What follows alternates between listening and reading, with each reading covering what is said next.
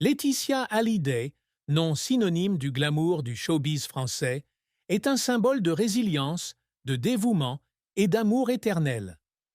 Née le 18 mars 1975 à Béziers, petite ville du sud de la France, elle a débuté sa vie avec des rêves simples. Mais le destin l'a propulsée sous les feux de la rampe grâce à son mariage avec la légende du rock Johnny Hallyday. Épouse, mère, philanthrope et productrice, Laetitia est non seulement la femme derrière la star, mais aussi une personne déterminée à s'affirmer dans un monde soumis à la pression et à la surveillance. Sa vie a été un long voyage, où les sourires éclatants sur le tapis rouge cachent des larmes silencieuses, des secrets profonds et des chagrins profonds. De Béziers à Los Angeles, des jours heureux avec Johnny aux épreuves après sa mort, Laetitia a vécu une vie pleine d'émotions, où amour, perte et renaissance se sont mêlés.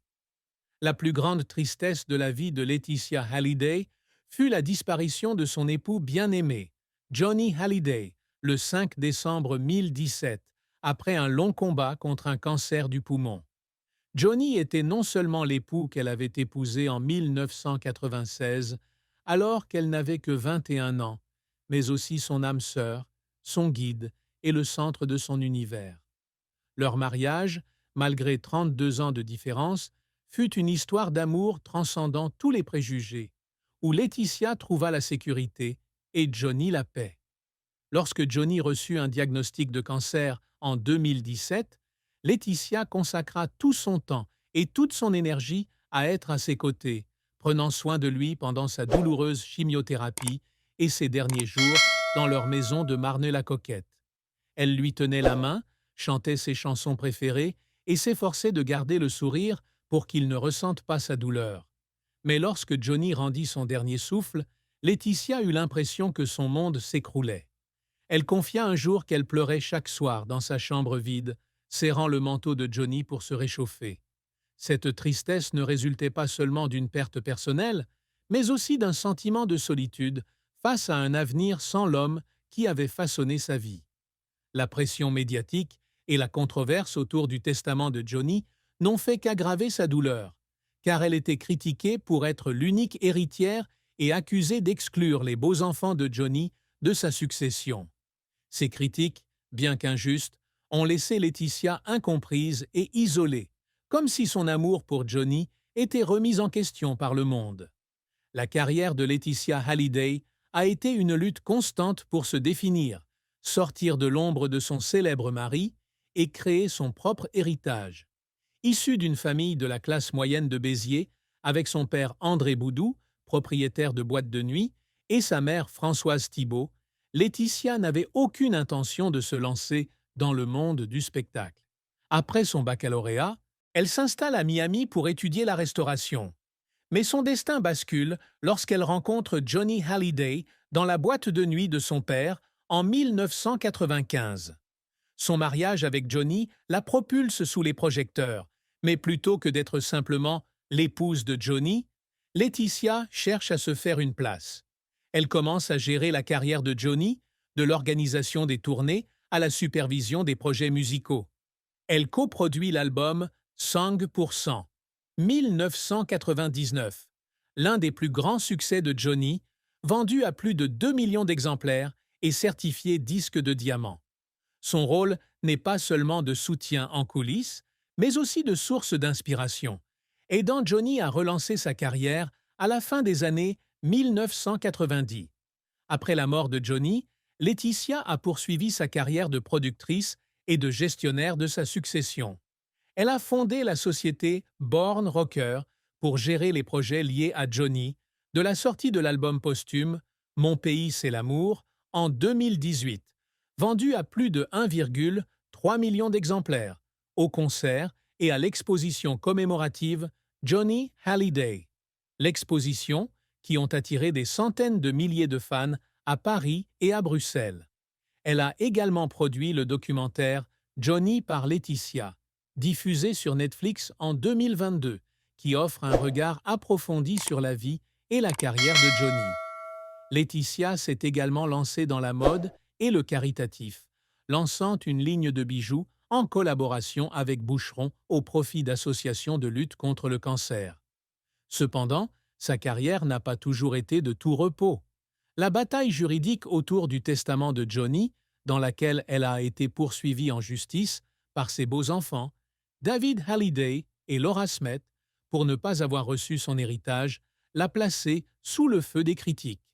Des articles de presse virulents et des commentaires négatifs sur les réseaux sociaux la faisaient pleurer la nuit, blessée que son amour et son dévouement aient été mal compris. Elle a travaillé sans relâche avec des avocats pour protéger l'héritage de Johnny et assurer à leurs deux filles, Jade et Joy, un avenir stable. Ces efforts, s'ils ont permis de conserver le contrôle de la succession, l'ont laissée physiquement et mentalement épuisée. Les accomplissements de Laetitia Halliday ne se sont pas limités à protéger l'héritage de Johnny, mais aussi à construire une vie pleine de sens pour elle et ses enfants.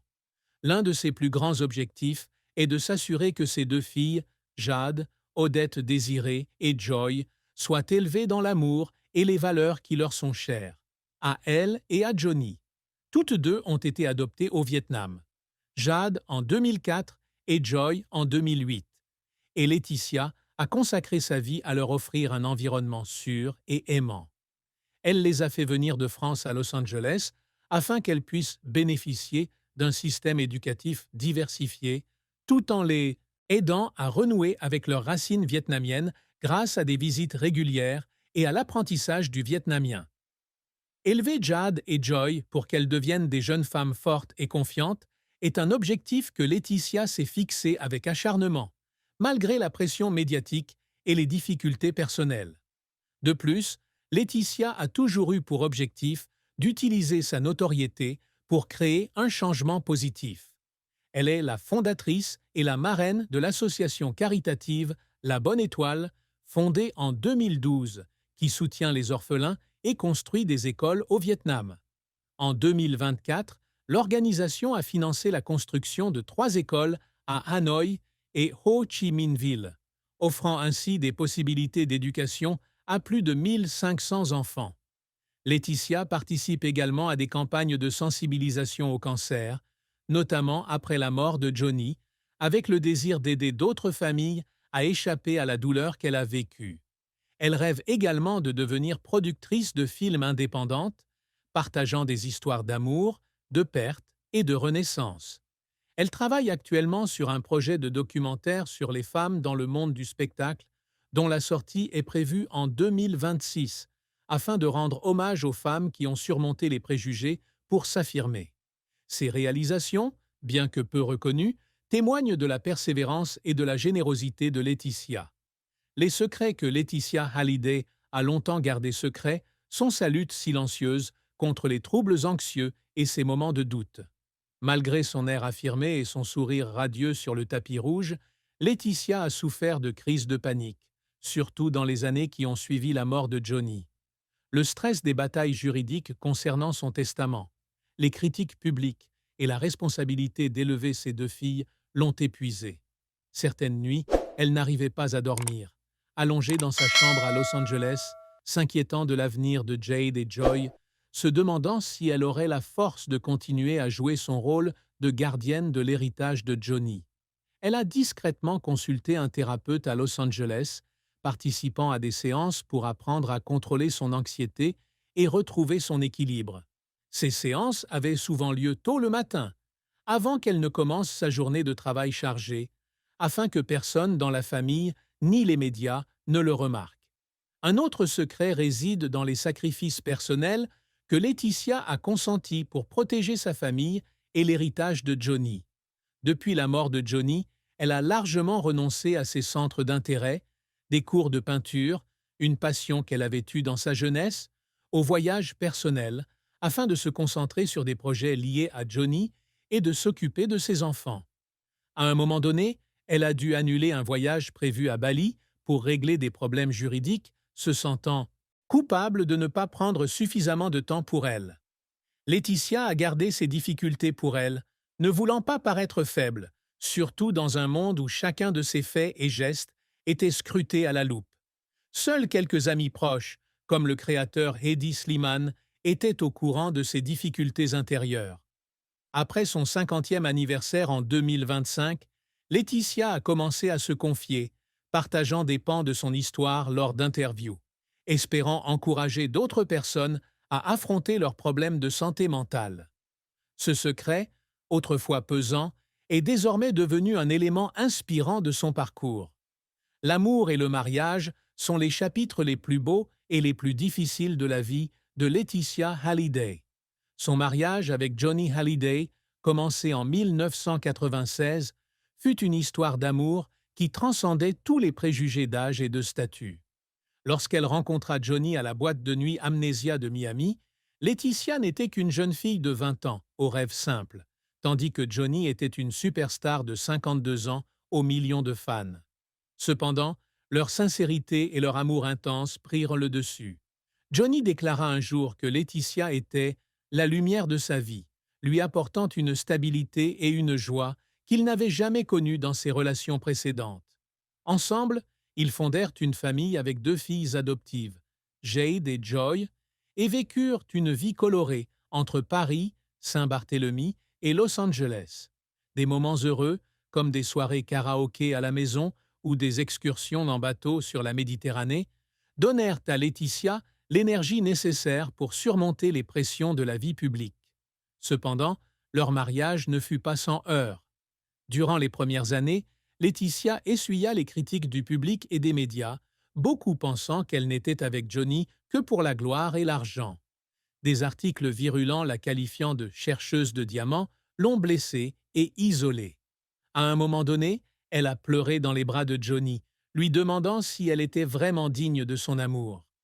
Johnny a toujours été son défenseur, insistant sur la sincérité de leur amour et sur le fait que personne ne pouvait comprendre leur cœur. Un autre défi a été la lutte de Johnny contre l'alcoolisme et la toxicomanie dans les années 2000, lorsqu'il a sombré dans le marasme après de longues tournées. Laetitia l'a soutenu, l'accompagnant dans des centres de désintoxication et l'aidant à se retrouver. Après la mort de Johnny, Laetitia ne s'est jamais remariée, mais a trouvé l'amour avec Jalil Lesper, un réalisateur français, en 2020. Cette relation lui a apporté de la joie, mais aussi de la tristesse, car elle a dû faire face aux inévitables comparaisons avec Johnny. Malgré tout, Laetitia a continué à vivre.